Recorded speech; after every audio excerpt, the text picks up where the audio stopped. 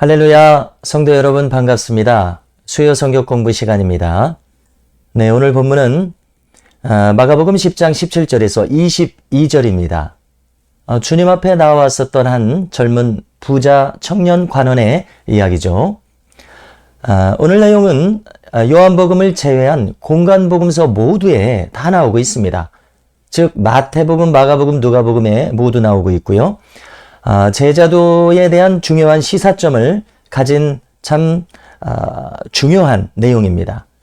오늘 내용에서 우리는 제자도의 정도를 우리가 걷고자 한다면 첫째, 우리가 계명을 지키는 사람이 되어야 한다는 점, 즉 십계명에 부합한 삶을 살아야 한다는 것을 깨닫고요. 둘째로 전적인 헌신이 아니면 그것은 헌신으로서 성립될 수 없다는 점을 주님의 말씀을 통해서 확인하게 되는 겁니다. 먼저 우리는 이 부자 청년 관원의 열심을 인정해야 되겠습니다. 그는 참 진지한 인물이었습니다. 그는 주님 앞에 나와서 무릎을 꿇고 청하는 열심을 보였습니다. 그는 주님을 옳게 생각했던 거죠. 이런 점에서 그저 물고 뜯고 교만하기만 했던 바리새인들과 얼마나 다른 인물입니까? 그는 질적으로는 바리새인들보다는 훨씬 나은 인물입니다. 그렇지만 그는 진리의 길에 입문은 했지만 아직 무르익지는 않았습니다. 가능성은 아주 많은 청년입니다. 여기서 주님은 그가 한 걸음 더 깊이 들어오라 이렇게 도전하신 겁니다. 그러나 안타깝게도 그 청년은 그것을 거절해버렸습니다. 그 중요한 선택의 기로에서 그가 제자가 되느냐 범인으로서 남느냐, 이 기로에서 그는 결국 범인으로 남는 길을 택하고 말았던 것인데요.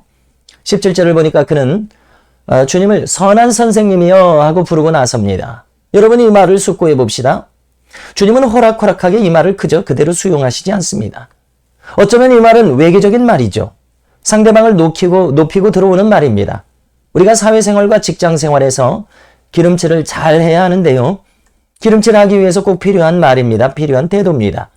그러나 주님은 왜 네가 선하다고 판단을 하느냐? 제동을 거신 겁니다. 여러분, 선한 것을 판단하는 분은 오직 하나님 한 분뿐이다 이렇게 못 박으신 겁니다. 그것은 네가 판단할 성질의 것이 아니다. 선을 넘지 말아라. 분수를 넘지 말아라. 이런 말씀으로 이해가 됩니다. 아직 너는 판단할 자격이 안 된다. 아직 그 정도 그릇이 아니다. 이 말씀입니다. 그런데 여러분, 여기서 우리는 놀랍게도 마태복음 19장 28절에서 주님 말씀하셨습니다. 세상이 새롭게 되어 인자가 자기 영광의 보좌에 앉을 때에 나를 따르는 너희도 12보좌에 앉아 이스라엘 12지파를 심판하리라. 여러분, 이 말씀을 듣습니다. 자격이 되면 성도도 제자도 심판자의 지위에 오르게 됩니다. 여러분, 얼마나 놀랍고 굉장한 말씀입니까? 비슷한 맥락에서 바울은 고린도전서 6장 3절에서 우리가 천사를 판단할 것을 너희가 알지 못하느냐 이렇게 말합니다. 여러분, 얼마나 놀라운 말씀입니까? 성도가 천사를 판단할 수 있을 정도라니요. 천사는 구원받는 후사들을 섬기라고 보내심이 아니냐 하신 주님의 말씀도 떠오르네요. 이것은 성도가 성화되고 영화되어서 주님의 거룩에 방불한 영적 성장을 이룬다는 뜻 아니겠습니까? 그러나 아직 저 부자 청년 관원은 그 반열에 들지 못했습니다. 아직 갈 길이 멉니다. 그러므로 그는 선한 선생님이여 하고 주님을 판단할 자격이 없는 것입니다. 그렇지 않습니까? 그는 이제 내가 무엇을 하여야 영생을 얻으리까? 참으로 중요하고도 진지한 질문을 물었습니다. 이런 것을 묻는 것만 해도 이 청년은 높이 평가받아야 합니다. 사람들은 아무 생각 없이 살아가고 있기 때문에 그렇죠. 참으로 진지한 질문인데요. 바람직합니다. 그러나 여러분, 이 청년은 무지한 고로 이렇게 물었습니다. 구원은 나의 공로로 얻지 못합니다. 이 청년은 그것을 깨닫지 못했습니다. 전적으로 우리가 무력한 자가 되어서 주님의 자비와 은총만을 필요로 하다는 것을 깨닫게 될 때 비로소 우리는 구원을 얻게 되는 것입니다. 주님의 은총으로 말미암아 믿음을 얻어서 구원을 얻게 됩니다. 그런데 여러분, 이 청년은 공로를 따지고 있습니다. 구원은 존재가 변해서 얻게 되는 것입니다. 그 사람의 존재 가치가 이른바 예수님 자리가 되지 않으면 얻을 수가 없습니다. 자신의 가치는 영이 되고 그 자리에 예수님께서 은혜로 충만하게 임하실 때 그는 예수님의 은혜로 가득한 예수님 자리가 되어서 구원을 얻게 된다. 우리는 이렇게 설명할 수 있습니다. 다시 말해서 예수님의 의를 가지고 우리가 구원을 얻습니다. 자기 의가 아닙니다. 그러나 그는 아직 무지한 고로 자기 의가 어느 정도 되어야 구원을 얻느냐고 묻고 있는 겁니다. 주님께서 그래서 그에게 대답하십니다. 살인하지 말아라, 간음하지 말아라, 도둑질하지 말아라, 거짓말하지 말아라, 속이지 말아라, 내 부모를 공경하라. 이 계명들을 지켜라. 그러면 구원을 얻을 것이다. 이렇게 말씀하신 것입니다. 요약한데 이것들은 10계명입니다. 하나님의 계명 전체의 요약이죠.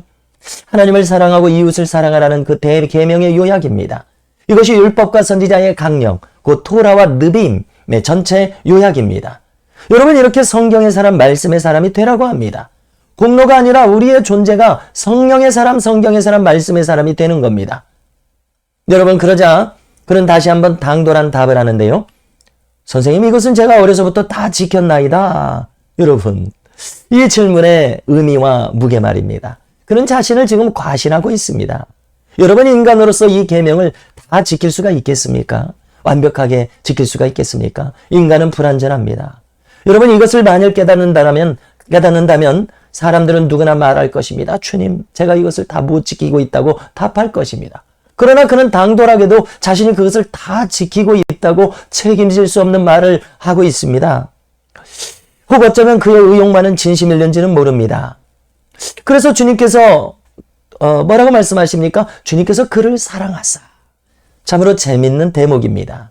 여러분, 주님은 우리가 진심일 때 여전히 우리가 연약하고 부족하고 무지함 가운데 있음에도 불구하고 만약 우리가 진심이라면 주님은 그러한 우리를 멸시하지 않음을 알게 됩니다. 주께서 그를 사랑하시는 겁니다.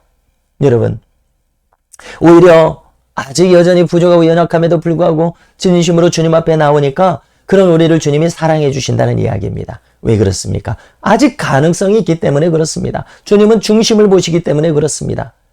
만약 우리의 마음에서 자가를 다 걸러내버리고 우리의 마음이 옥토밭이 되기만 하면 우리는 누구나 큰 일꾼이 될 가능성이 있습니다. 그래서 주님은 이 청년에게 도전을 하십니다.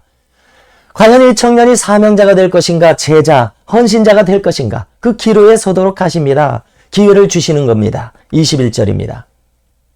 네가 오히려 한 가지 부족한 것이 있으니 가서 내 있는 것을 다 팔아서 가난한 자들을 주라. 그리하면 하늘에서 보화가 내게 있으리라. 그리고 와서 나를 쫓으라.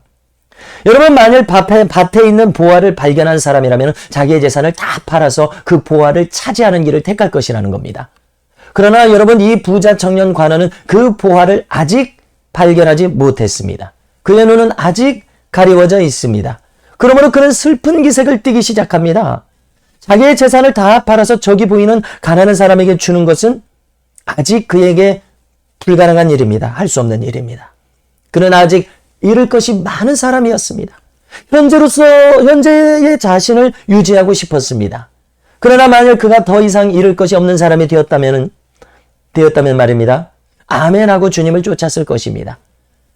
그런데 여기서 수도원의 아버지라고 일컬어지는 성 안토니가 회심했던 때를 한번 살펴볼 필요가 있습니다. 그는 그것을 실행에 옮긴 인물이었습니다. 즉 자기가 가신 가산을 다 팔아버리고 주님의 뒤를 쫓았던 인물입니다. 주후 313년은 이제 그가 약 18세쯤 되었을 때였습니다. 막대한 부자였던 이집트에 그의 부모님이 돌아가셔 버렸습니다. 이때 그는 비로소 참신앙을 찾게 됩니다. 그가 이제 교회에 들어서자 마태복음 19장 21절을 가지고 설교를 하고 있었습니다. 부자 청년 관원이 그 주님의 도전의 말씀에 슬픈 기색을 하고 떠나갔다는 말을 설교로 그는 듣는 겁니다. 그는 어떻게 하면 참 제자가 될 수 있는지 고심하던 때였기에 그 설교를 들어서 그는 나는 저 부자 청년 관원과 같지 않아야 되겠다는 결심에 이르게 된 것입니다. 그래서 그는 즉시 가진 재산을 다 팔아버립니다. 가난한 자들에게 그것을 전부 나누어줘 버립니다. 그리고 그가 지금 고심하고 있었던 참된 제자의 길을 가기로 결심하고 나섭니다. 부모님의 죽음이 그를 인생의 근본을 깨닫고 참된 영적인 세계에 들어가도록 안내했던 겁니다. 여러분, 역시 부자였던 성 프란치스코도 그렇게 했습니다. 우리나라에서도 1930년부터 약 3, 4년간 마치 정말 예수님처럼 살다간 이용도 목사님도 그런 인물이었습니다. 자기가 가진 모든 것을 타인들에게 줘버렸습니다. 자기 눈에 띄는 불우한 사람들에게 다 나눠줘 버렸습니다. 부흥회를 하고 돌아오는 길에 자기 옷을 가난한 사람들에게 다 벗어줘 버렸습니다. 여러분, 실로 수많은 믿음의 선진들이 자신을 다 바쳐서 주님께 드렸습니다. 여러분 돌이켜 보십시오. 우리의 전부를 드리지 않고 어찌 헌신이 성립될 수 있겠습니까? 우리에게서 어떤 것을 남김이 있고서는 신앙의 헌신은 성립하지 않습니다. 목사나 성도나 마찬가지입니다. 여러분 오늘 우리가 새벽에 함께 나눴던 것처럼요. 하나님은 만홀이 여김을 받지 않으십니다. 무슨 말씀입니까? 자신과 하나님을 속일 수 없다는 이야기입니다. 갈라디아서 6장 7절을 보니까 스스로 속이지 말라. 하나님은 만홀이 여김을 받지 아니하시나니 사람이 무엇으로 심든지 그대로 거두리라 말씀합니다. 여러분 우리가 실제로 하고 있는 그 모습, 헌신하고 있는 그 모습, 기도하고 있는 그 모습, 헌금하고 있는 모습, 그 모습, 영혼을 대하는 그 모습 그대로 주님 앞에서 그것을 높게 평가할 수도 없고 낮게 평가할 수도 없고 있는 모습 그대로 주님으로부터 평가를 받는다는 사실입니다. 여러분 이 관원 부자 청년 잃을 것이 많았습니다. 이 세상의 가치에 미련을 뒀습니다. 그러므로 그는 그것을 놓지 못해서 슬픈 기색을 띠고 돌아갔던 겁니다. 그 후로 그의 인생이 어떻게 펼쳐졌는지의 기록은 성경에 없습니다. 최종적인 그의 헌신 여부는 우리로서는 알 길이 없습니다. 여러분, 우리는 우리의 날 계수할 지혜가 필요합니다. 짧게는 앞으로 몇십 년, 길게는 100년, 어쩌면 오늘 저녁 주님은 우리를 불러가실지 모릅니다. 우리의 남은 때가 얼마인지 아는 것은 인생의 참 지혜로 작용합니다. 주님은 오늘 이 말씀을 듣는 우리에게 기회를 주고 계신 것입니다. 하늘에서 내게 보화가 있으리라. 여러분, 주님은 시건치 않으십니다. 거짓이 없으십니다. 하늘의 보화는 진실입니다. 우리는 최근에 시간은 어떤 사람에게는 돈입니다. 어떤 학생에게는 시간은 그대로 성적이 됩니다. 실력이 됩니다. 그러나 참 신앙을 깨달은 우리에게는 시간은 상급입니다. 여러분, 우리의 시간이 영원한 가치로 드러나는 삶이 되시기를 축원합니다. 우리의 시간이 영원한 가치로 남는 이 복된 삶, 우리가 살아가면 얼마나 좋겠습니까? 오늘은 이상으로 마치겠습니다. 감사합니다.